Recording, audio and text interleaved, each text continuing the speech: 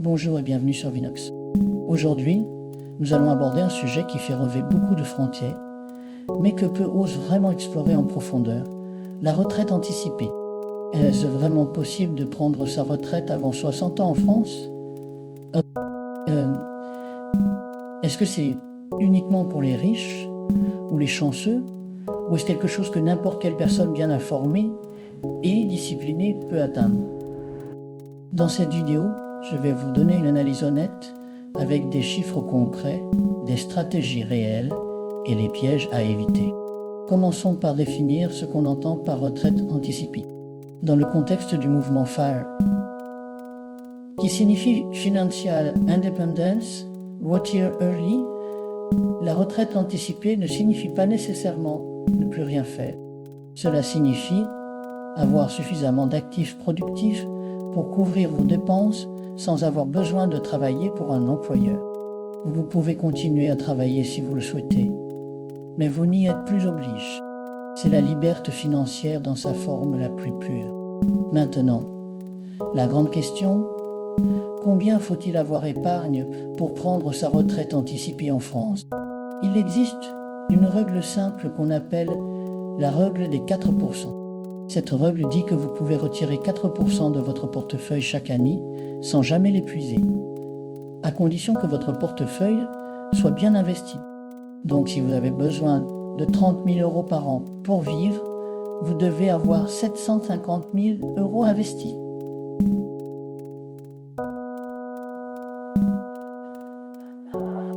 Si vous vivez avec 2 500 euros par mois, soit 30 000 euros par an, c'est votre cible. Voilà votre chiffre magique. Mais avant de parler de comment y arriver, parlons de la situation spécifique de la France. Contrairement aux pays anglophones, la France a un système de retraite par répartition très développé.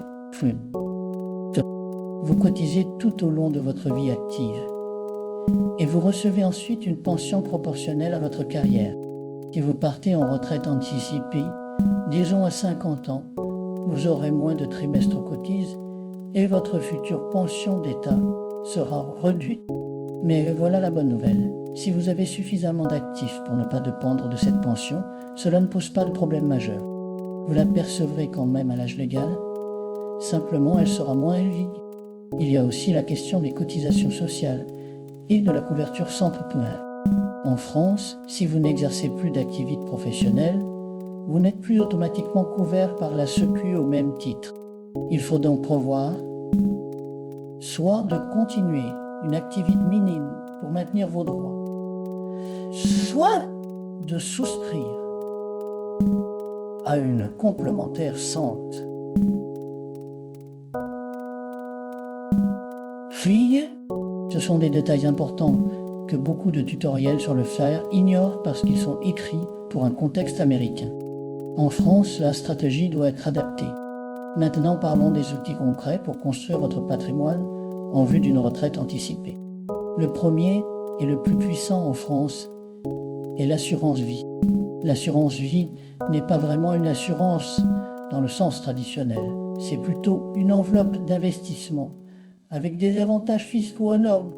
Après 8 ans de détention, vous bénéficiez d'un abattement annuel sur les gains de 4 600 euros pour une personne seule et 9 200 euros pour un couple. Et les rachats sont très flexibles.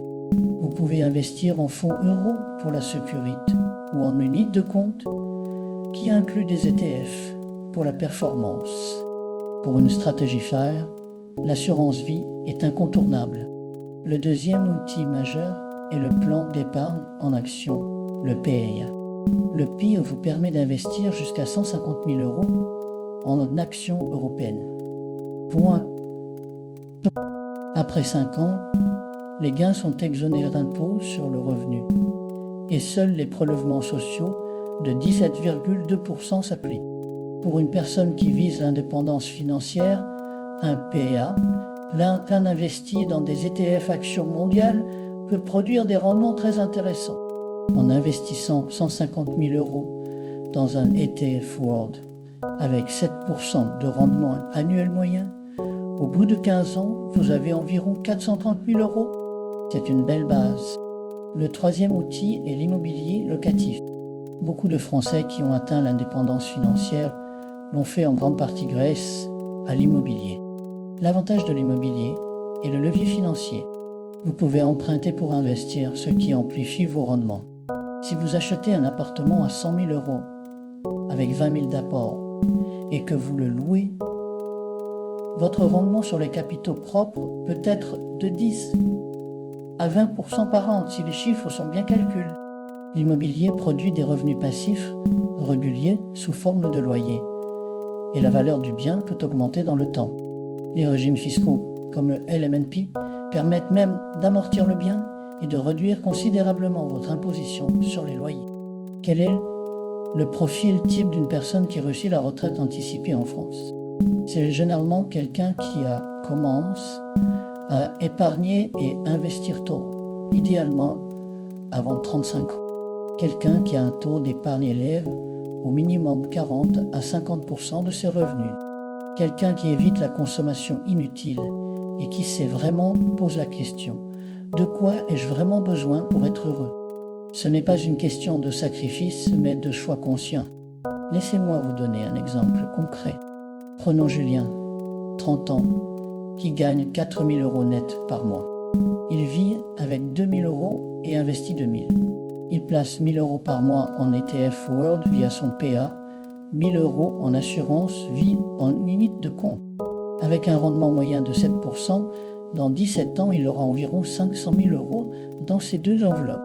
Si en parallèle, il achète un ou deux appartements en LNNP qui lui rapportent 1 500 euros net par mois, il peut envisager une retraite à 47 ans. Ce n'est pas un scénario fantasme, c'est du calcul mathématique. Maintenant, les pièges à éviter. Bon. Le premier piège est de ne pas prendre en compte l'inflation. Vos calculs doivent intégrer une hypothèse d'inflation. Le deuxième piège est de sous-estimer les dépenses de santé en vieillissant. Prévoyez une marge de sécurité. Le troisième piège est de rester investi à 100% en actions à la veille de votre retraite. Si la bourse chute de 40% juste au moment où vous arrêtez de travailler, c'est ce qu'on appelle le Sequence of Returns Risk. Diversifiez progressivement en approchant de votre date cible. En conclusion, la retraite anticipée en France est possible. Ce n'est pas facile, cela demande de la discipline, du temps et une bonne stratégie. Mais des milliers de Français y arrivent chaque année. Les outils existent: assurance vie, PA, immobilier locatif. Les mathématiques fonctionnent si vous commencez tôt et épargnez suffisamment. La clé est de commencer maintenant, même si c'est petit. Chaque euro investi aujourd'hui travaille pour votre liberté future. Abonnez-vous à Vinox pour plus de contenu sur la finance personnelle et l'investissement et partagez cette vidéo si vous connaissez quelqu'un qui rêve de liberté financière.